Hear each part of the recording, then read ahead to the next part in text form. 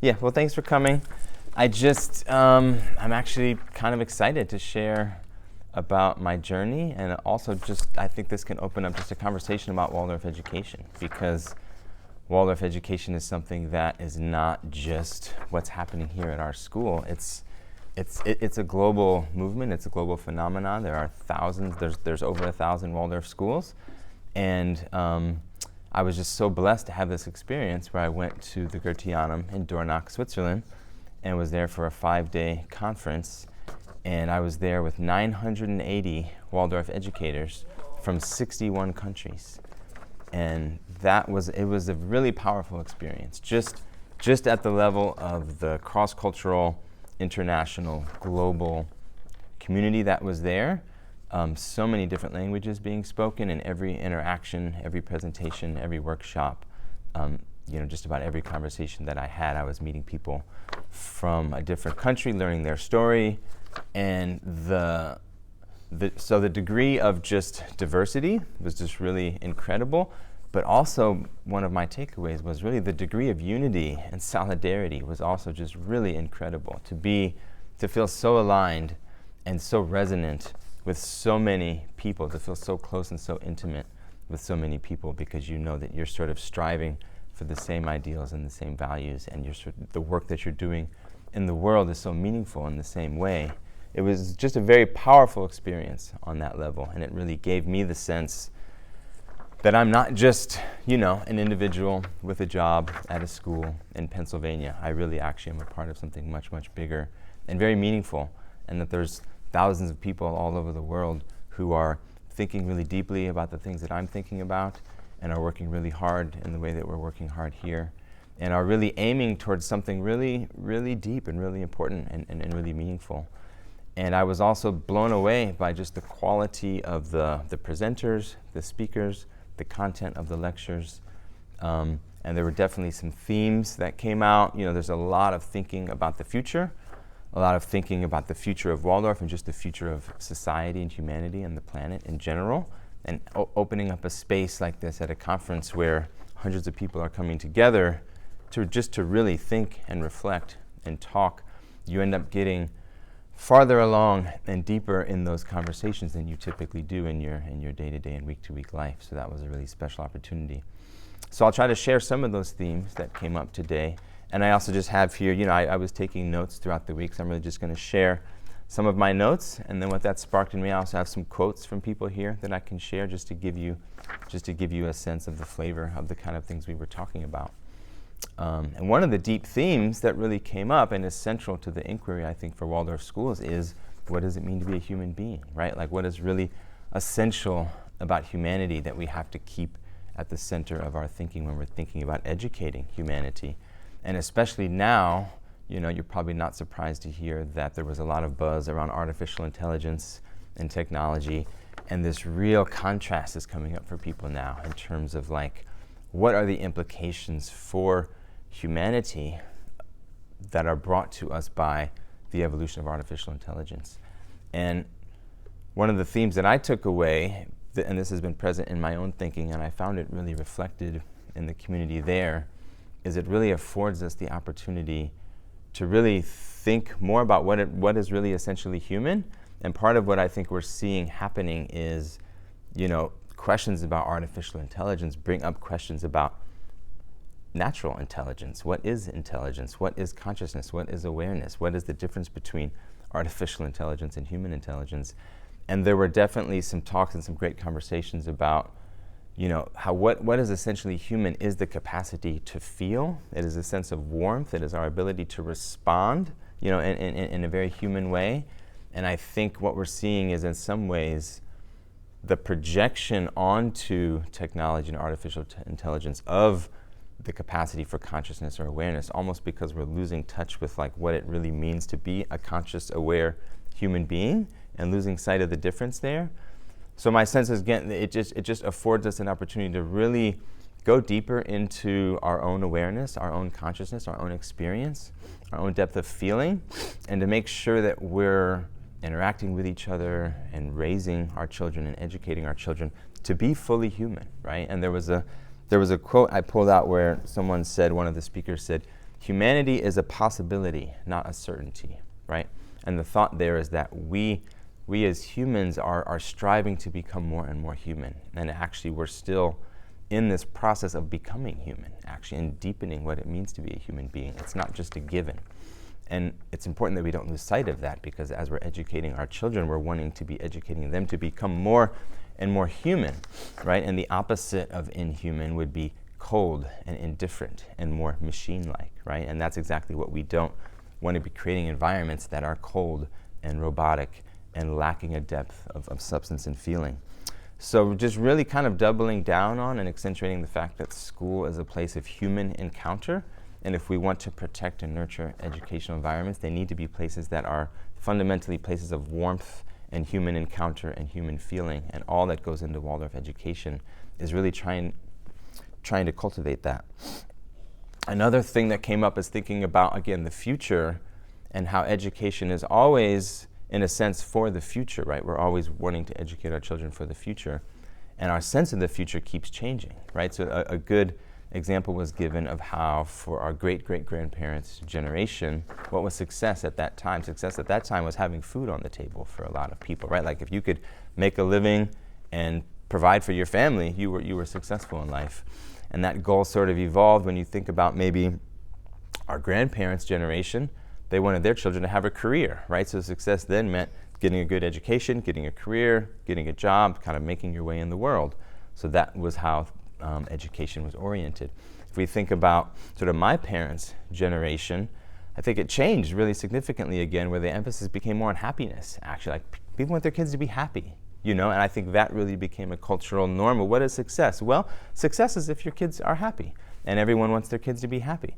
But now I feel like there's actually another evolution changing in that, and we're starting to realize that the pursuit of happiness in itself can end up feeling a little bit shallow and a little bit narcissistic. And we actually made like, what's the next step in that goal? And when I think about it for myself, it's not just happiness. I don't want my daughter to just, you know, in a sort of hedonistic way, just be doing whatever makes her happy. I want her to actually find a sense of purpose, right? I want her to be of service to the world. And there's a term in Japanese called ikigai, right? Which is sort of that, finding that perfect intersection between what you want to do and what the world needs you to do and what you're good at, right? And it's really all three of those things that are really important. Like, what are you capable of doing in a really unique and individual way? What is the world needing of you? And then what do you feel called to do, right? And it's really a deeper sense of refining what our goal even is of education. And I feel like that sense of having a goal is really an important one to just really wrestle with and think about and try to orient around. If we could have an entire school community and even maybe an entire global movement oriented toward that deeper sense of purpose and what education is all about, you're going to end up with a very different educational experience than if the underlying culture is just oriented toward, hey, do whatever you want to do to be happy, or make sure that you're just getting good grades to get a good job, right? Or just getting food on the table. Like there's a fundamental difference there. And it's just important to see that evolving and to be reflective adults so that we're aware of sort of how those cultural norms are changing and how we're tuning into them in a way that we're actually, in both implicit and explicit ways. It's a good question for us to think about as parents and educators. How are we communicating to our children what our goals and desires and intentions are for them? Are we communicating to them that the important thing is to get a job? Are we communicating to them they should just do whatever they want to do to be happy? Or are we finding ways to actually orient them toward a deeper sense of purpose and meaning? Which sort of leads to another thought that came up for me, is just thinking about these generational differences and how we really can't avoid being a part of the social evolution that's happening in the world. And another quote that I pulled out is, if you know something is happening, you are a part of it.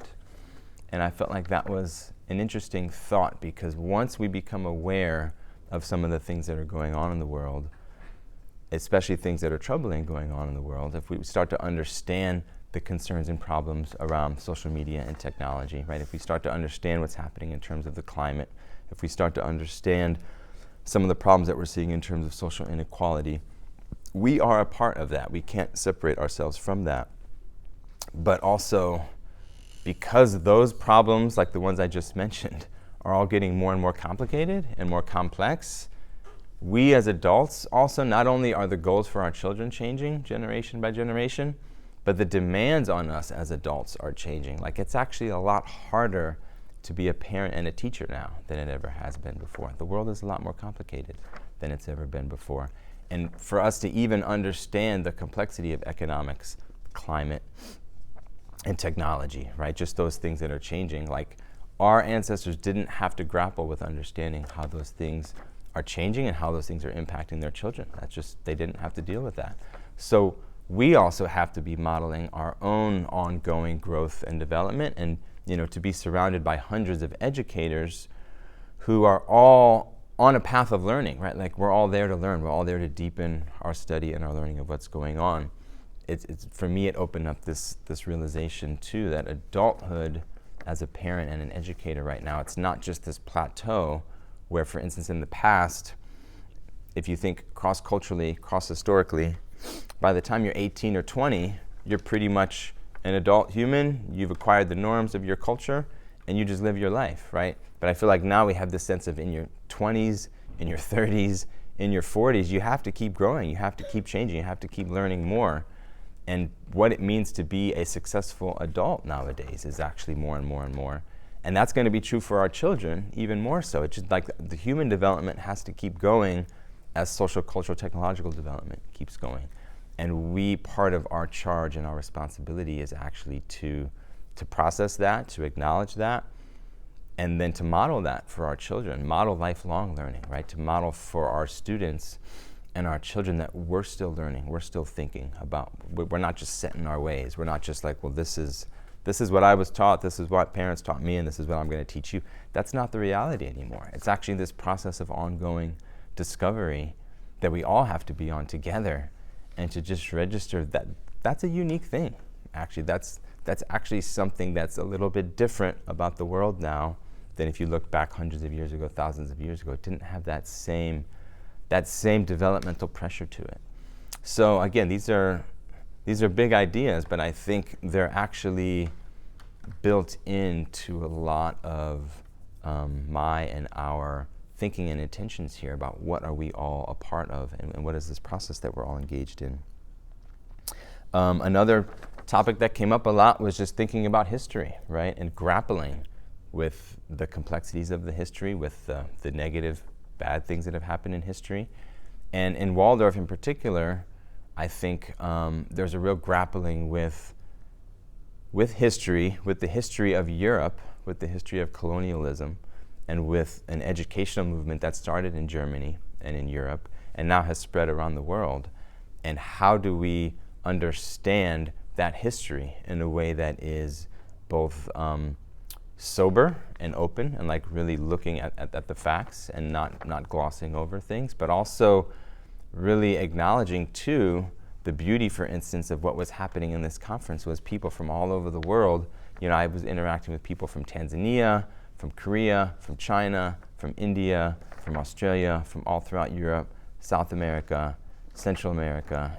I mean, it was truly like 61 countries. It was incredible. And hearing people speak, from their own experience, from their own positionality, why Waldorf was meaningful to them, why the values of Waldorf education and anthroposophy were really expressive of their own values in their own cultural context, and hearing examples of how people in different countries and different schools are all finding their own ways to make the curriculum more local and more relevant, and we're all constantly in this process of sort of updating the curriculum and the materials that we use. But really, there's something really deep and cross-cultural and just fundamentally human and universal about the curriculum, actually, of Waldorf education, and about the just fundamentally human aspirations of what we're all striving for in terms of human development and human brotherhood and sisterhood. And, there were some good talks given about how, in the anthroposophical worldview, how we understand the significance of the individual, and for each individual person, for each individual soul, how they sort of have a stream of potential for them, so almost coming from the future, and how everything that's happened in the past is sort of meeting that potential that they have as an individual coming from the future. And our job is to help all of our children and every individual to have a sense of the fullness of that history, but also to have a sense of who they are as a unique individual and what their potential is that is really unique to them and can't be reduced to any cultural story or any group identity or anything that's happened in the past. There's a real openness, and there's a real promise and potential that's calling just to them as an individual, and for each person to sort of be awake to that to some degree is just it's a really meaningful thing. A couple other quotes I jotted down, and this is just group conversations, people from different countries saying things like, "If I want to encounter others, I should learn to be a foreigner in my own culture." I thought that was an interesting thought, because you're actually learning that you're not just a member of your own culture, right? You're actually a unique individual, and you're actually wanting to tune into your social environment in a way that you're not taking things for granted, and you're not just limited to whatever your experience is, but you're actually open to others and open to the experiences of others and to other cultures. Another quote I got is, "We are joining a global conversation to find how our individual path will meet our collective history." And I thought that was a good summary of what the sort of collective intention it was of people who were just delving into these topics together. Another theme that came up too was people reflecting on the fact that we're getting out of the pandemic, right? And just reflecting on the past few years. And somebody gave a talk, just shared some numbers. The fact that 168 million children had no school in 2021. 214 million children missed most of that year. Is that and just the U.S. or worldwide? No, I think that's worldwide. Cam, we can't use this right now, I think. No, could you go somewhere else, please? Yeah, thanks. So connecting this to what's been called nature deficit disorder, and just the sense that so many people were stuck inside and just not really having access to the kinds of natural experiences and communal social experiences that they need, and the sense that in-person education really is sort of like a medicine for that, and we just really need that embodied human experience. And also talking about really what was named, one person named what he thought were the 3 great tasks of education, which is healing the alienation that we have from nature, experiencing meaning in life, and experiencing love in relationships, right? And it's like we can't lose sight of these deep fundamental things where what we're seeing right now in the world, in addition to alienation from nature, is just an alienation to meaning. Like what is meaningful about life? There's sort of a background, nihilism, cynicism, relativism, materialism, sort of in the air that we're breathing and the water that we're swimming in. For a lot of our students, that's kind of the default operating system. And sort of back to what I said about, what is the goal? Like, what's the purpose? To find some sort of meaningful, purposeful path in life, we have to find a way to help children find their way to what's meaningful, like what's meaningful about life. And if you don't have embodied human relationships and you don't have relationships of love and trust, you're not going to feel that sense of meaningfulness. We also talked, there was a couple sessions around resilience and trauma, and the healing effect that a parent or a teacher can have, and in particular what they call a settled teacher or a settled parent, like when we as adults really take up the charge to be in our own bodies, to be grounded, to be settled, to be a just sort of helpful healing presence for students. Like that in itself helps cultivate resilience in them, and that actually trauma, there's a lot of talk and thought about trauma nowadays. I think it's actually becoming an overused word and concept where we're almost brought into feeling like, oh, we're all traumatized, or we're going to be reacting to things that are happening to us, and then almost taking on the identity of a traumatized person. When, in reality, a lot of the research is showing that trauma is not what happens to you, it actually is what happens inside you in response to what happens to you, right? And it's influenced by your social response. And resilience is social and distributed in relationships, right? So if you have healthy relationships, trusting and loving relationships, whatever happens to you, you can respond to it in a way where you become resilient, and it doesn't have to lead to trauma. It can actually lead to your growth, right? Challenges, difficulties, hardships are what actually trigger growth and development in people if their social environment is supportive of that and actually moving them in that direction. So again, we have to keep that at the center of what we're doing in families and in schools. We're not just transmitting information. We're trying to create an environment that is healing, that is cultivating resilience, that is helping people go through challenges and hardships and difficulties in a way that's actually good for them, because they need that ongoing process of growth and development. And it's not going to happen if everything is smoothed out for you and if every challenge and difficulty is avoided for you. And lastly, just another, it's sort of similar to another theme I came up, thinking about the historical context of Waldorf education. It was interesting to learn more about the origins of Waldorf education. I actually had a chance to spend some time in the room where Rudolf Steiner lived at the very end of his life, and actually where he died, and hearing more about just his personal life story and what was happening at the end of his life. And in terms of when Waldorf schools were starting in Europe, 1920s, it was a very tumultuous time in Europe, and there actually was not a lot of support. And the reason that the Goetheanum, where I visited, is in Switzerland, is because in Germany it was not being supported at all. And there were actually a lot of, at that time, sort of right-wing protests and attacks against Waldorf education. And Rudolf Steiner was a very demonized and vilified person, and it was very controversial what he was trying to do. And he was basically going around Europe giving talks about spirituality and education and the awakening of humanity and getting beyond materialism and the problems of modernity. And this is after World War I, and really looking for a way to have an international healing so that we would never have another world war. And it's not what people were ready to hear for the most part, So it had to stay in really small pockets. And he found, there were some examples of certain talks that he gave, like when he went to England, and it had a huge impact in England just from like 1 week of lectures, and then coming to Switzerland and getting much more reception there, and just really kind of testing the waters a little bit of going to different places and just sharing some of these ideas. And it's just really to step back from that and get a sense of how challenging that must have been, and facing the kind of resistance that was faced, and then to be there with 1,000 people from all over the world, and just to see how it's grown and how it's evolved was really, really inspiring. So it's also good to keep in mind for us too, of like however hard things seem to be at certain times, or however much we might feel like we're not in tune with the mainstream, we are planting seeds. It's not really easy to tell how they're going to grow or how much they're going to sprout in the future.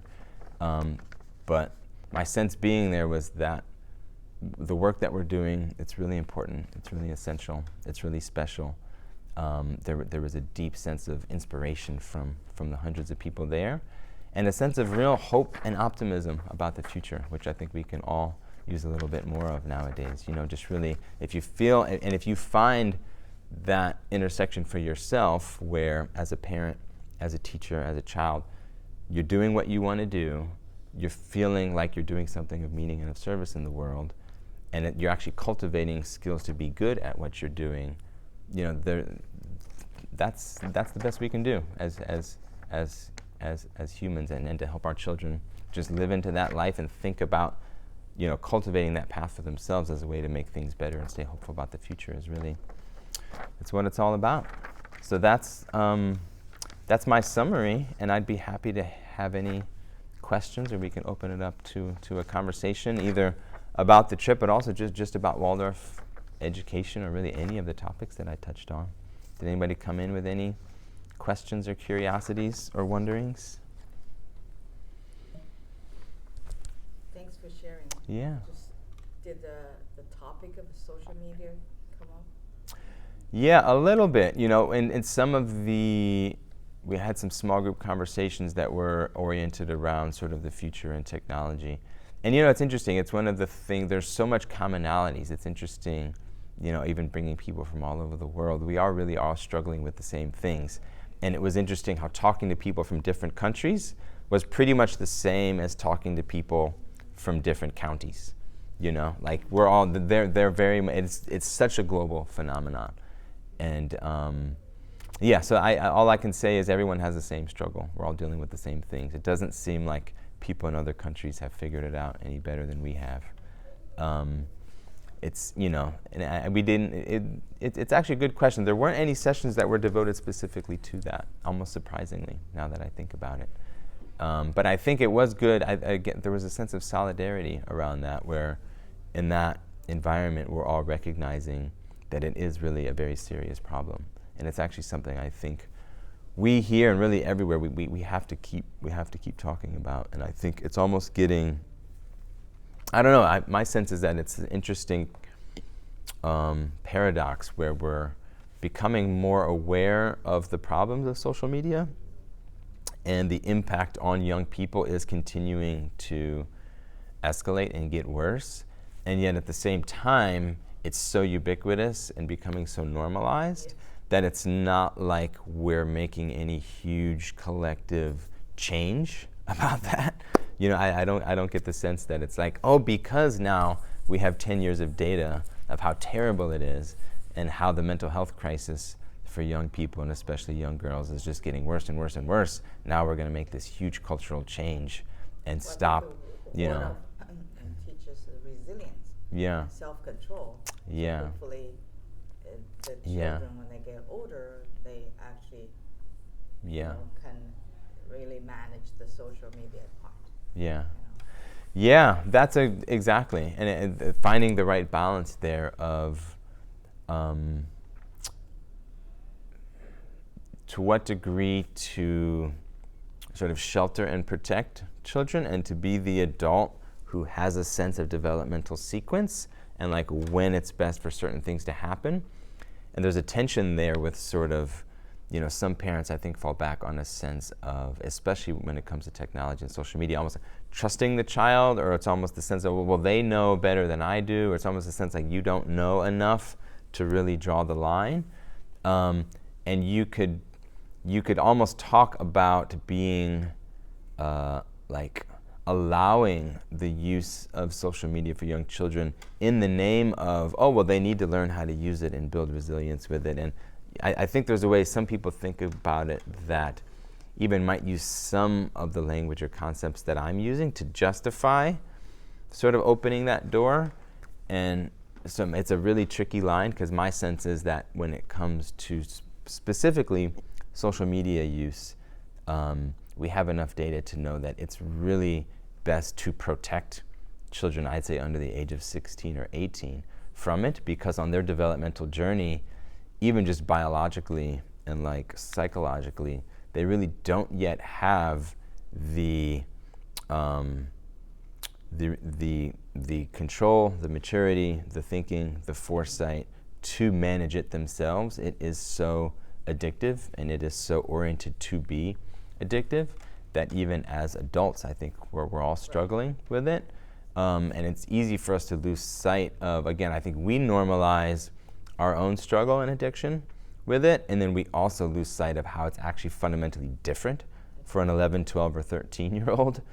So it's a complicated topic, but I'm more and more convinced that to be more protective and more restrictive and slower and slower and slower, and actually help really not letting go of the responsibility as an adult of helping your young person manage technology and social media. That's very good. Yeah. Because then it becomes a trust issue Mm-hmm. if you're too restricted. Yeah. And then they will find a way, Yeah. That's not. Yeah. Yeah, that's very And good. and another layer is too, going through the teenage years, you're going through a period where your social environment and your peer group Yes. is really important and has a big influence. So if we can create a community where it is normal and they're not ostracized or different to have limited social media use, it's a lot easier for them socially if they're in a peer group that's also doing that. And I think that's actually, it can really be one of the important functions of health for a Waldorf school, is to create a community where young children are in a group context where healthy choices and healthy relationships to technology are normalized and are accepted within your group. Sure. Because if you're just forced as an individual to not have what everyone else has, there's also a way in which even though that's good for you in terms of your relationship to social media, it's actually not good for you in your relationship to your peers. Right. And that's a double bind, catch-22, to put your child in. So it really is important that we as parents collectively have some sense of coherence and solidarity around this. And I think we could work on that. You know, we need to take it just a little bit more seriously, is my sense. Thank you. Yeah.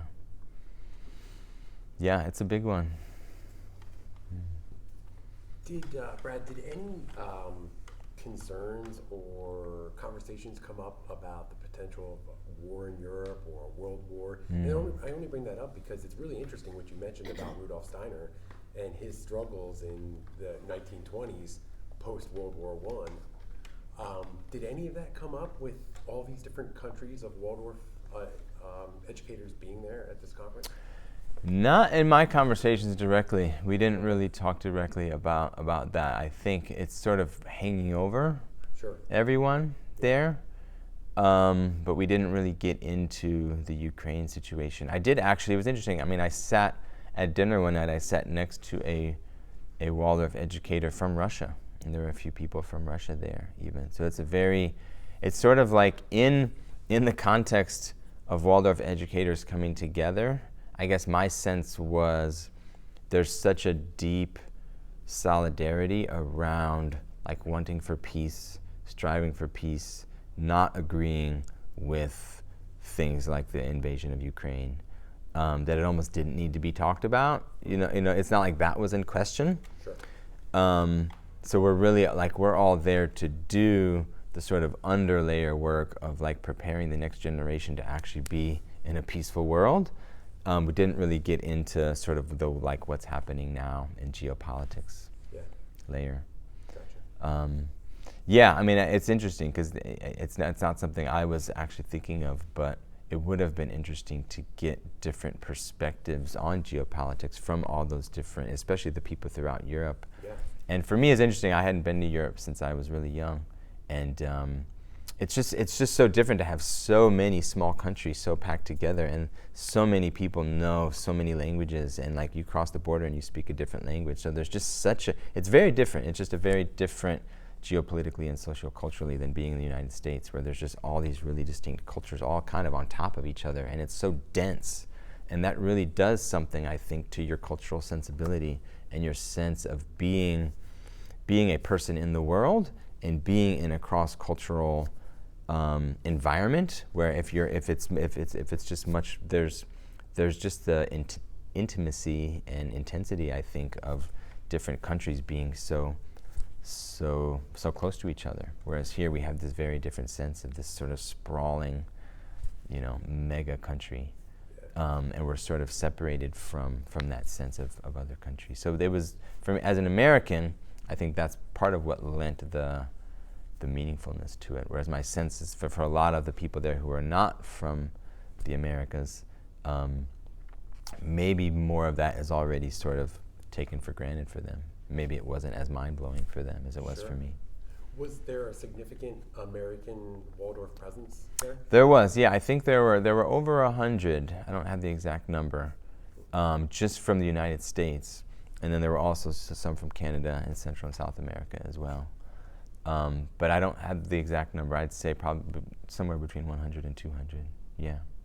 Yeah, and it was funny to meet people from Pennsylvania and from New York, and like really local, to meet them on the other side of the world. You mentioned the unity around the philosophy, and I think what's uniting among different Waldorf schools, regardless of where they are, obviously the sense of humanity and probably the systemic things in a Waldorf education, like main lesson and main lesson books. Did anything surprise you or anything come up that was specific to Waldorf in another culture or another space that would embody those lessons in a different way? That's a great question. I would have liked to have gotten more. It'd be such a different experience to actually be able to go and see other people's schools, and it was actually something that was talked about a lot at that level. Like as you're getting to know someone and someone's telling you about their school, how wonderful it would be to visit them. Like I was talking to someone from Tanzania actually, and talking about how their school is really close to the beach and how they do a lot of walks along the beach, but then also a unit that has to do with like the ecology of that area.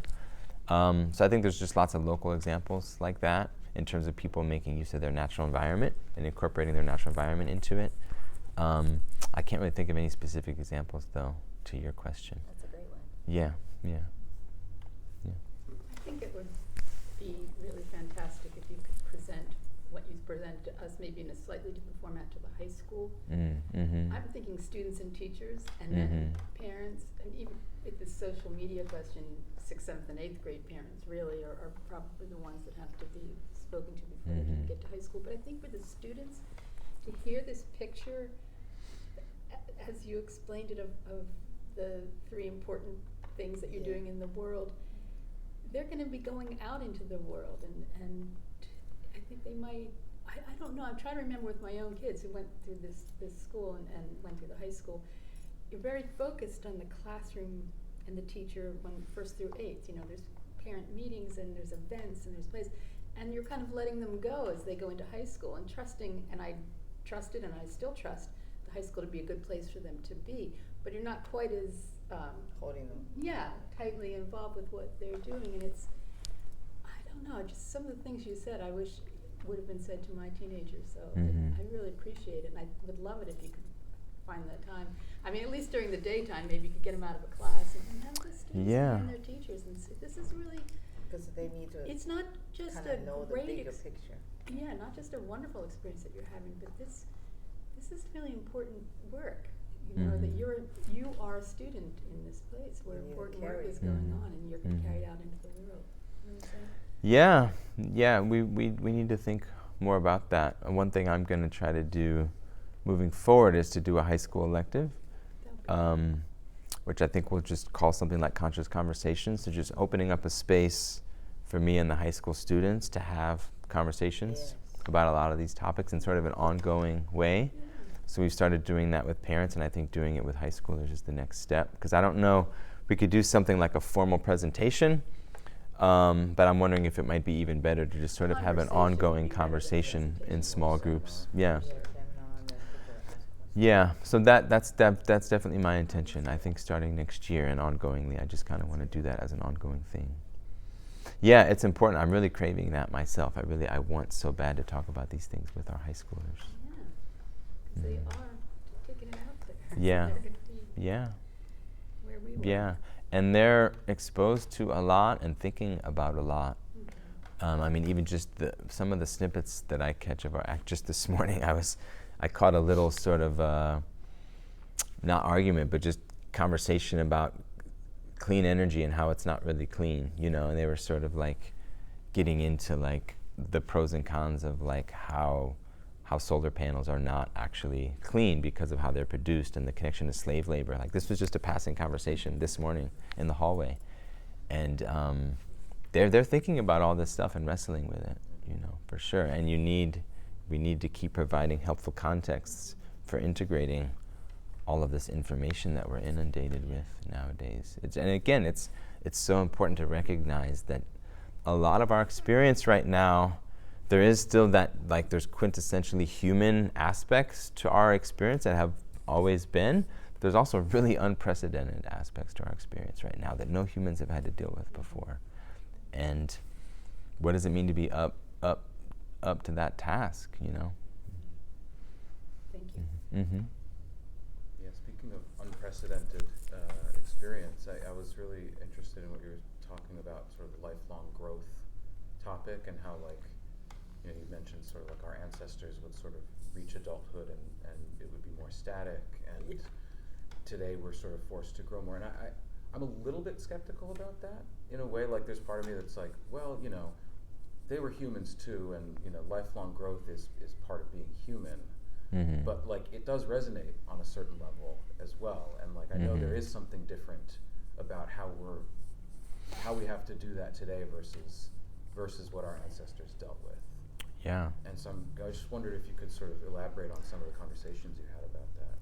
Yeah, I mean, that piece is kind of more in my own thinking than in what was developed in conversation, but I do think that it is an important point and that there is real truth to it. And even if you just look at, there's different ways of looking at human development and stages of development, but even just the emergence of different worldviews, like the kinds of worldviews that emerged, again, cross-culturally, but prior to the Industrial Revolution, and prior to the Scientific Revolution and the Enlightenment and the Renaissance of Europe that then spread around the globe, like the frames within which reality was understood in more like traditional and pre-modern ways, again, cross-culturally, like there's certain like structures or patterns of thinking and perceiving and making sense of the world that were very dominant there that you could see associated with, for instance, the axial religions. And then, post-Enlightenment, post-Renaissance, post-Industrial Revolution, you get the emergence of the sort of modern worldview, and there's just a way in which that's sort of built on top of the ways that human made sense in the past. And now sort of since then, really in the past 60 years, you could think of like what is the postmodern worldview and sort of reflecting on the modern worldview. So there's always this developmental journey that we're on collectively where the more that we learn about the past, the more we reflect on the past, whether of our culture or cross-culturally, we're then actually looking from a different lens because we're sort of integrating the prior worldview. So now we're in a place where we have to understand like the indigenous traditional worldview, the modern world, the postmodern world, and what's emerging now in the digital world. There's just more layers to it. Like the complexity keeps growing, and there's a cumulative sense of that. So even just having an understanding of what it means to be a human being right now in a historical context, just by virtue of the fact that there's so much more history for us to learn about, and actually even just thinking in a really concrete way, just since the printing press, and now we have the internet, we have so much more information. So it literally wasn't the case in the past that you had access to all knowledge of all peoples of all times, right? Like it's just the abundance of information that we have available to us. Even if most people aren't using the internet to just be like learning history, it's out there and we are exposed to a lot more. If you think of it in terms of religion, like right now I can learn about Buddhism, Christianity, Judaism, Islam, Sufism, like I can take it all in, I can study it all. That wasn't the case 2,000 years ago, 3,000 years ago.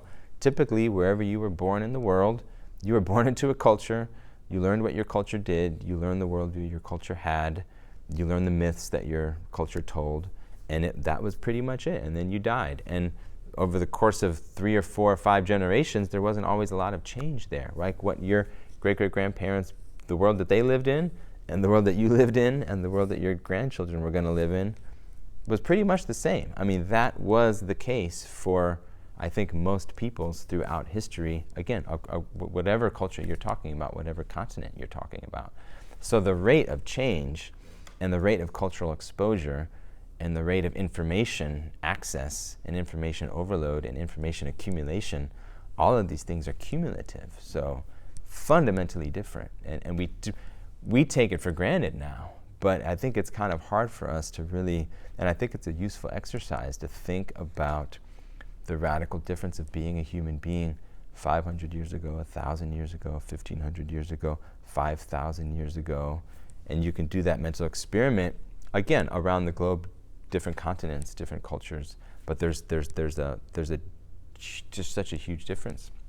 So the implications of that psychologically, emotionally, in terms of your identity development, in terms of your sense of place in the world, your sense of what it means to be a human being, your sense of meaning and purpose in life, all of those things are radically altered and radically more complicated and put into question. Even the fact that we have this sense that we're an individual who can explore different philosophies and different worldviews to find one that's meaningful for you, that's a new thing. That didn't exist. You didn't get a choice before.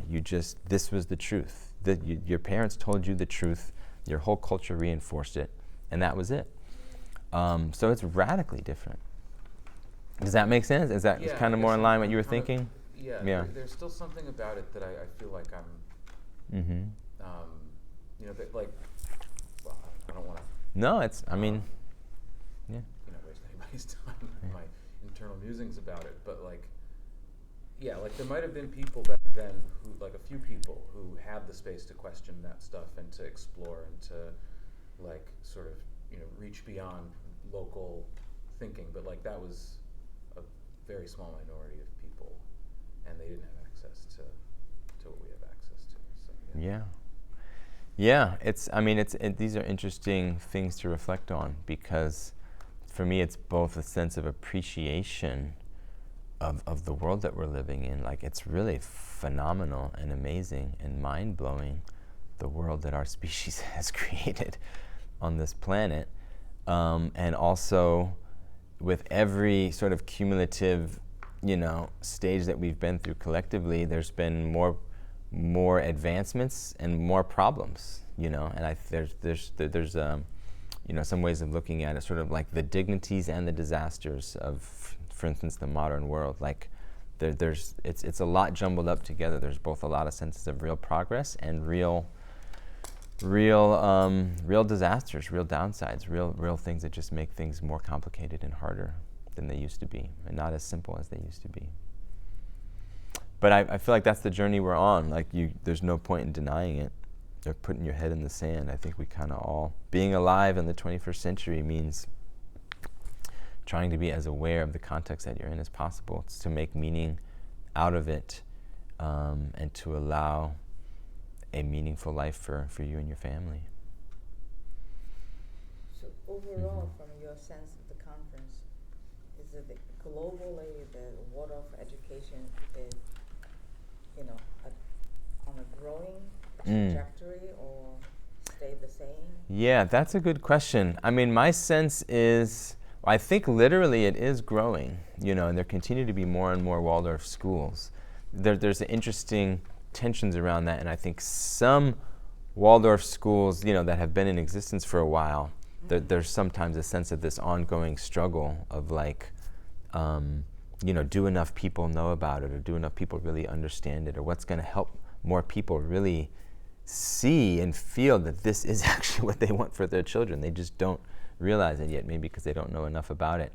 But globally, I think more and more Waldorf schools are opening. We're over 1,000 now. And, you know, even perhaps more importantly, my sense is that when you think about the kind of educational and cultural environment that Waldorf schools are trying to create, and you think about the kinds of pressures and problems that are intensifying in the world, there's a real, potentially really important match there in terms of my sense is that Waldorf schools are going to become more relevant and more important than ever in the near future, because more and more families are going to be looking for an island of sanity, a place of grounded, like, sane education where their child can still have a deeply fundamentally human experience in real life with other humans. And there's going to continue to be a proliferation of technological choices available to people. I think that, again, back to sort of the topic of artificial intelligence, my sense is that one very probable trajectory for that is in combination with things like augmented reality glasses. So having, you know, AR glasses and AI personal assistants or tutors or teachers available. For some people, that's a real, really life-changing, you know, species-changing possibility to give really high-level personalized AI tutoring to young children and basically replace teachers. So that's going to happen, I think. The question is at what scale and in what form, and how do we not lose what is essentially human, and how do we still make sure that our children are raised in environments where they are with other human beings in really meaningful contexts. So I think there's going to be a lot of confusion around that, and there's going to be a lot of people jumping to new possibilities, and they're not always going to be what's best for children. And I think it could potentially trigger for a lot of people realizing how important it is, even as we continue to evolve and advance and integrate technology in meaningful ways, to not lose sight of things and to actually want more than ever something like a Waldorf school to make sure that your child is not carried away by some of the negative and less healthy manifestations of technological evolution, which I think are right on the horizon. So my sense is that there's great potential for the near future, actually, for Waldorf to grow and to become more attractive than ever. And there's a lot of ways in which it's been way ahead of its time for a long time. I mean, 100 years ago, some of the things that Rudolf Steiner was saying about the modern world and about materialism have really come to pass, and I think he was very prescient in a lot of ways and anticipated a lot of things at a sort of deep structural philosophical level. And the world, the continued evolution of the world is sort of making it so that some of those insights are more relevant than ever, I think. So I'm hopeful about that, yeah. Yeah, I think it's a good time to be at a Waldorf school. Mm-hmm. I just wish more people knew about it, because like you said, it's that a lot of people think that it's not for them because they never experienced. Yeah. And like it made me think that a friend of mine, that her kid goes to a public school that our daughter used to go to, she was asking me about the summer camp here, and I described, it's pretty simple. Kids go to the creek and then they play, and there's not like a big thing going on. It's just like kids go outside and play. And she was like, oh, but now I'm afraid that my daughter will want to go to that school. I was like, yeah. Yeah. So like I think people sometimes think that it's more complicated than what it is, that like I wish somehow awareness, people could know that it's actually about less. Yeah. More simple. Yeah. And simple, It also really struck me how you described it as an island of sanity, Mm-hmm. and also sometimes it feels like it's sort of like a fortress against all of these things that we're against all the trying pressure. to resist. But like if we're an island or a fortress, then we're inaccessible to the larger community. What's a better metaphor there then? Because there's something about being sane in a less than sane culture that is meaningful to me with that metaphor. And there's still, I've been to islands before. You can get to them if you want to. But I'm happy to, work with a different metaphor, to be a bridge builder, because it kind of breaks my heart, really, that there's even just for our area, I know that there's, thousands of children within a half an hour drive of our school who would be happier and overall, I think, better off if they were here. And their families just don't know it or haven't been convinced of that. Because when you mentioned the nature deficit, most of people's schools do have that deficit, right? So the young children should be with nature. Start with the young. Yeah, we're working, part of it is sort of a marketing question, and part of it is just a consciousness question too, though. Like you can't force people to get it either. There's like a deeper trust there too that people will find it in due time. Also, because like you can't fit every kid in the world into this framework. Right? Yeah. And it's also just a question of scale. Like there aren't enough teachers who know how to teach this mentality, but if you sort of just set an example that even public schools or other schools can just see what's valuable there and try to emulate it in their own way. At least that's that's moving in the right direction. And also practically, someone will help. A lot of parents may be prohibited because of the application process. You see what I mean? So they have to write about it. The children have to write about it. So, that's too much work. So I go to public school. You see what I mean? So things like that, if they don't feel very burdened, they might be more willing to try. So that's because I know that any private school, that you spend a significant amount of time for the application. Yeah, well, there's a deep lesson there about life to some extent too, that you can't things aren't just handed to you. I know.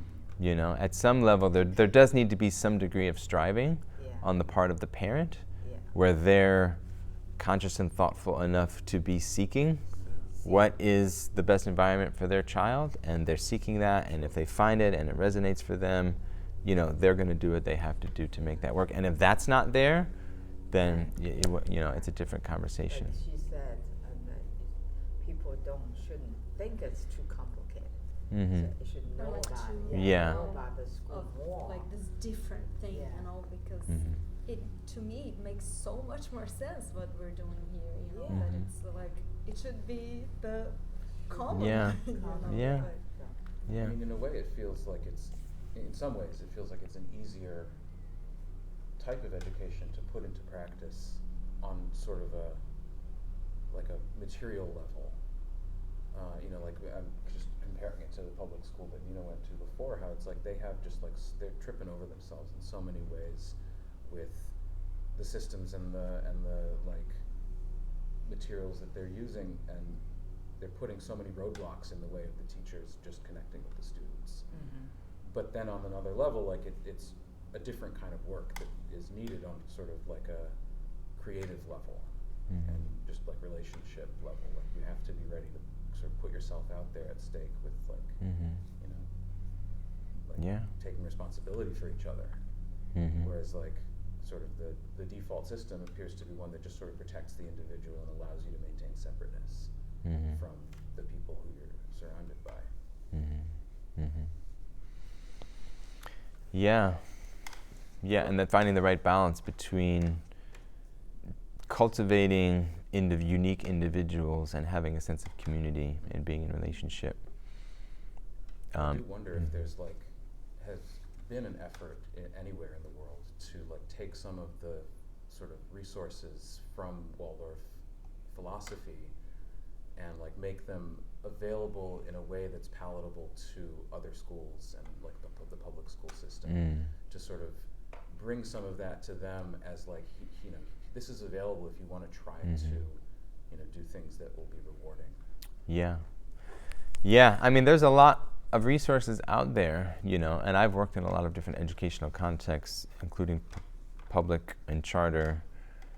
And, you know, these are hyper complex topics because there's such a range of human diversity, and just in terms of human perspectives and philosophies. And, you know, the truth is that not everyone agrees about Right. what the best form of education is, you know, and the difference between being in a public state-run education system versus even just being at an independent or private school, it's a deep and complicated question. Yes. And it's actually something that Rudolf Steiner saw in a pretty fundamentally insightful way, I think, even 100 years ago, where there is this big difference between having a state be in charge of culture and education versus human beings being free to kind of create the kind of culture and educational context that they want for their families, and allowing diversity there, and knowing that there's going to be diversity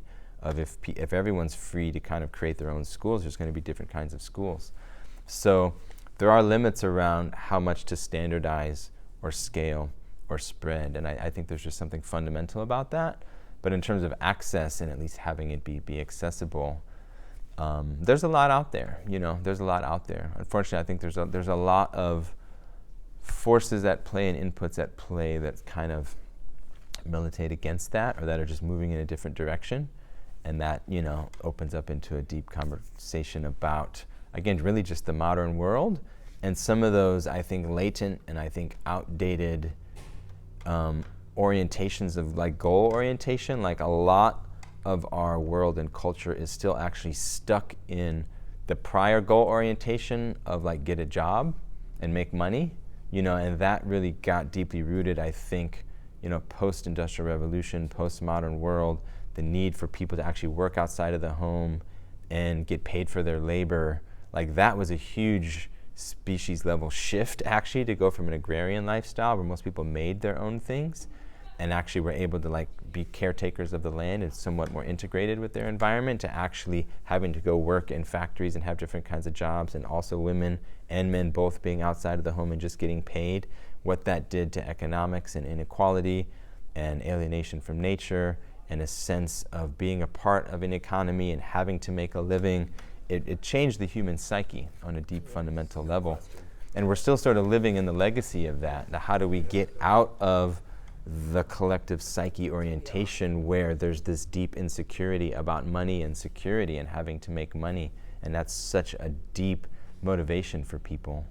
And to transcend, to include that, but transcend it and not be limited by it, is part of, it's another way of answering your prior question about the differences between now and before, and the sort of developmental evolutionary thresholds that we have to cross to be a healthy, integrated, conscious human being now. Like, you have to kind of in some way go through all those stages yourself, where it's like you have a connection to nature, you have a connection to skills and capacities to make a living and be a part of a global modern economy, and yet you're also opening up this new threshold of what it means to be a human that actually isn't limited to those things. Were you going to say something? No, Sorry. it's like no Yeah, question. Right? Everything you Yeah. said is spot on. Yeah. Yeah. Yeah, it's a lot. I mean, it's a lot to unpack. Like, there's so many layers collectively. There's so much in each of our experience that if you really just start pulling it back, it's like, well, this, you know, it came from this, and it's all connected. And that's part of the beauty too of seeing things globally, is we really are all a part of this global human story, as messy as it's been, and as violent as it's been. We're all connected, and we're all influenced by everything that's happened in the past. And at this point, and that's really how cultural evolution has always worked, through contact. Even if it's messy and violent, contact leads to change, leads to exposure, leads to innovation, leads to things just keep getting more and more complex. And you know, I think some of the wisest people throughout history have seen a sort of directionality to that process, and have seen great potential for wonderful, beautiful, hopeful, thriving futures of possibility on the horizon, you know, if we can kind of find our way through it. Yeah, maybe that's a good note to end on. I lost track of time. Yeah. Thank you all for coming. Yeah. Lily, can you stop it?